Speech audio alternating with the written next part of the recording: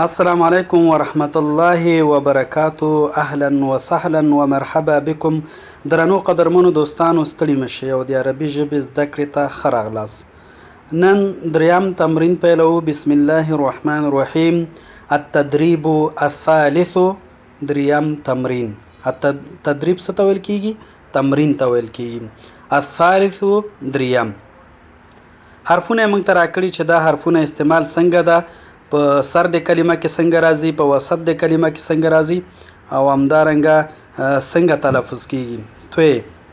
توی معنا طباشیر. طباشیر. طباشیر خود طباشیر ته ویل کیږي. بطاقه. بطاقه تذکیره یا پیژندپاڼه. خریطه. خریطه نقشه. مسطره. مسطره. مسطره خطکش. اوس د قاف تلفظ ده. حقیبه. حقیبه بکس لاسی. صندوق. صندوق صندوق.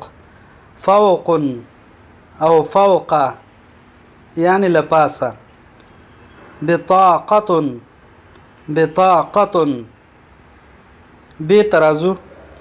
باب. باب باب څه ته ویل کیږي؟ دروازه. طباشیر. طباشیر. طباشیر. حقیبه. حقیبه مکتبه. بطاقه هی ترازو. حامل. حامل. حقیبه. مساحه. مساحه. دا درنو قدرمنو دوستانو، د نن ورځې درس تر بیا مو په پاک او مهربان الله سپارم. پاک الله مو مل شه.